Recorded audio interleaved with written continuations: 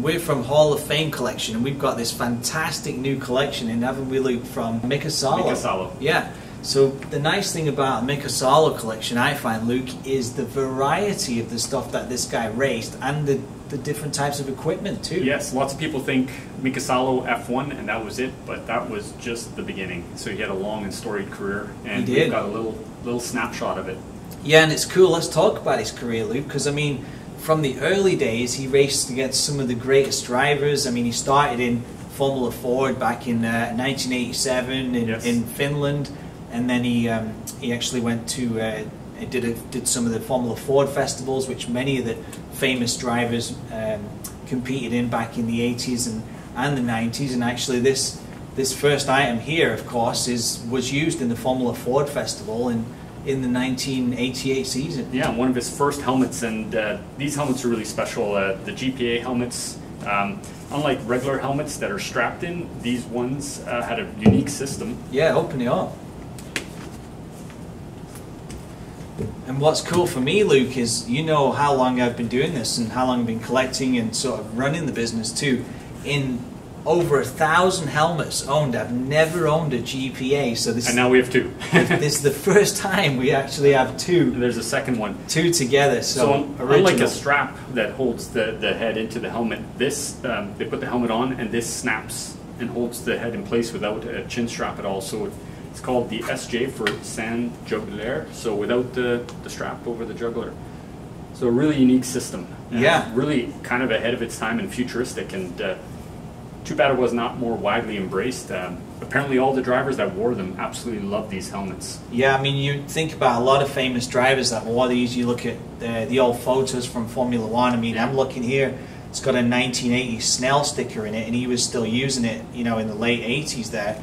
But, you know, obviously most famously, you've got Gilles Villeneuve, who was wearing this, but you had René Arnoux, you had Alain Prost, and a lot of the drivers. In fact, I remember Gilles' visor was yeah, he modded it because he liked it to open further. So the visor comes in here, and he liked to cut this off so the visor would open up even more, and it would get the guys from GPA really upset because he was playing around with the strength of their visors and helmets by modding it, and also he liked to drill different holes in it for air and all that kind of stuff. So yeah, they weren't happy with him. It's always cool seeing the different things that the drivers worked on. This one, I recognize the RAC sticker on it, which is actually teched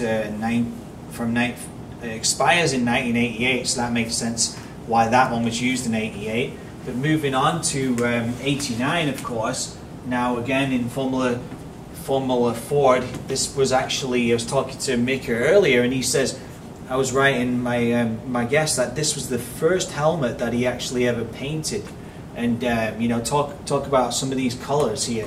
What do you think his inspiration was? Well, here you can see he's a little inspired by obviously his country, but when we go to a little later, he was inspired by, and I'm sure a lot of you guys will recognize this helmet design, even though it is Mika Salo's. It's heavily inspired by Alain Prost. Yes, indeed.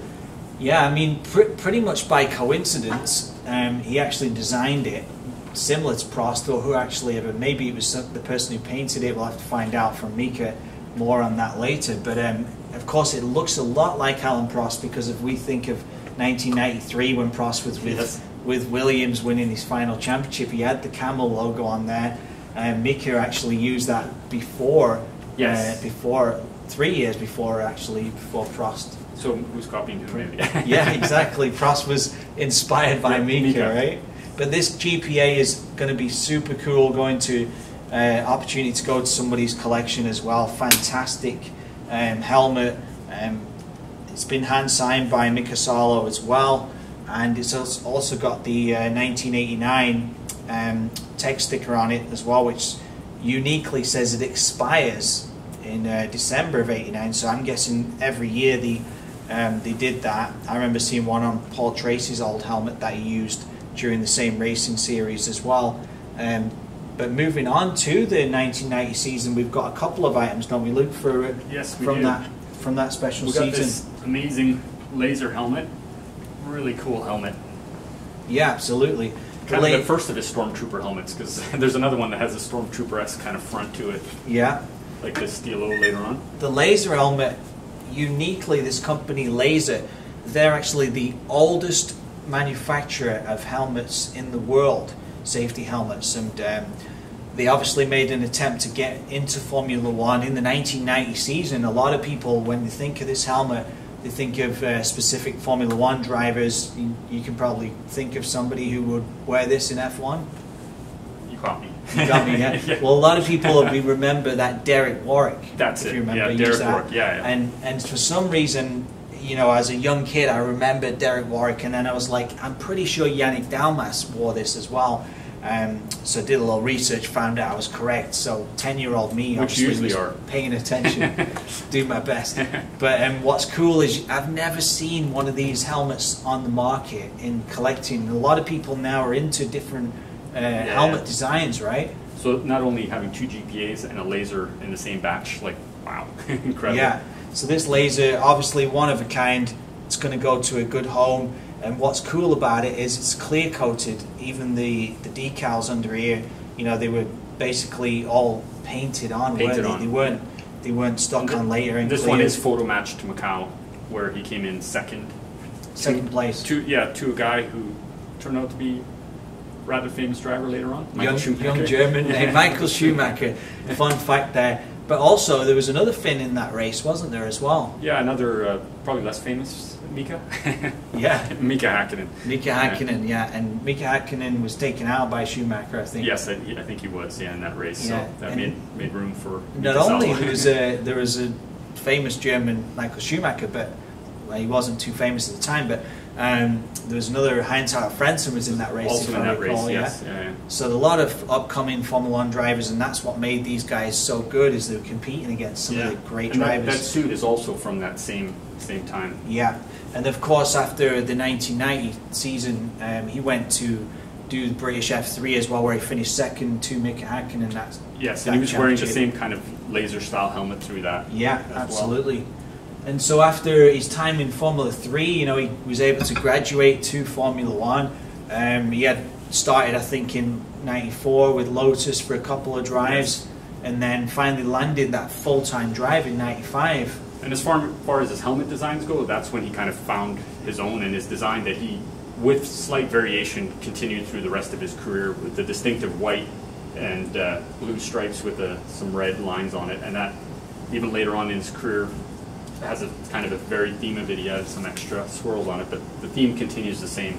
Yeah, so it's pretty cool he kept with that. And what's nice about this collection is, amazingly, all the different helmets are just so many different shapes and sizes. Yeah. You know, like we got the Jacques Villeneuve collection in too, which is ultra cool. But Jacques kept the Bell helmet and pretty much the same paint job and everything right throughout. And at least this one does have quite a bit of variety. It does. Variety in helmets. We've had a blast looking at them, pulling them out, and today started documenting them for the website Racing Hall of Fame Collection.com.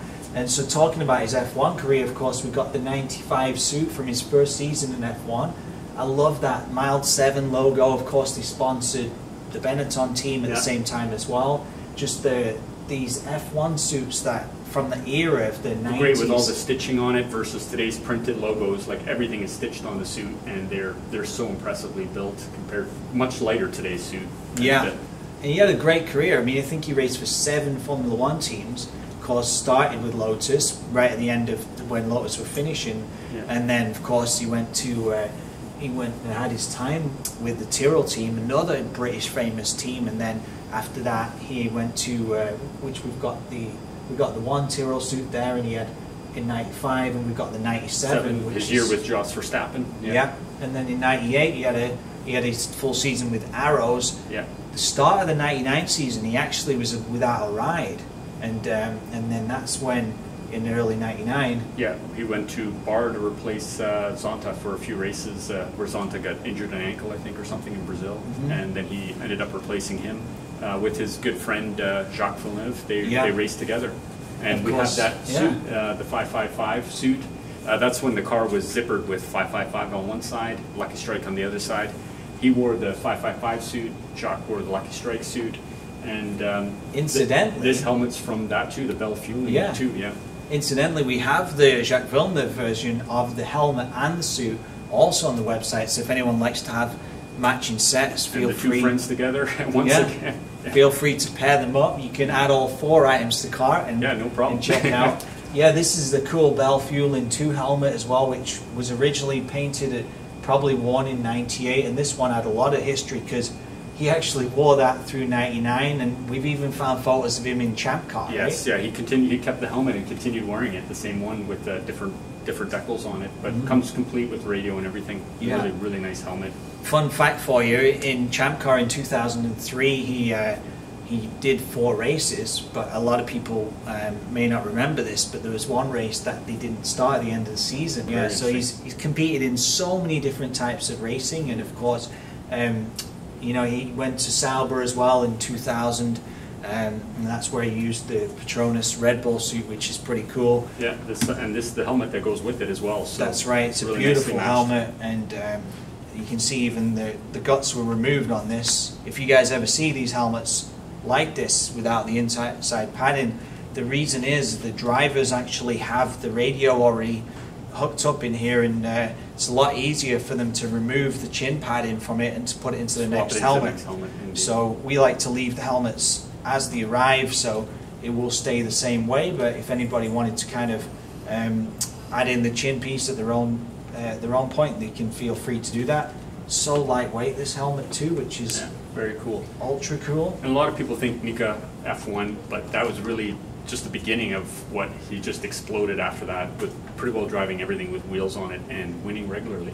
Yeah, of course. I mean, starting with the Audi suit, of course, as well in 2003. Like, he went drove the R8, such a famous racing car there at Le Mans, and that's with the Audi Sport UK. They actually had the green and white colours. Yes, instead of the typical silver and red that the regular Audis were. Yeah. And obviously he probably performed well there because he went on to have a fantastic second career, if you like, in sports cars. I mean, the guy won everything, right? From Sebring 12 Hours, and he went to Le Mans, won back-to-back Le Mans victories in 08 and 09. 2011, V8 Supercar.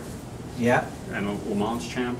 Yeah, so American Le Mans champ, yeah. The V8 Supercar, incidentally, we photo matched this to that, didn't we? Yes, we did, yeah. He had the victory where him and Will Davison won at the Gold Coast 600. We actually have a picture of the two helmets together on our Instagram as well. So yeah, so if you guys don't follow us on Instagram, jump on that at Hall of Fame Collection. What's cool about this Stilo helmet is knowing like sports car racing and everything. Of course, they're going to race in different types of temperatures, different types of day.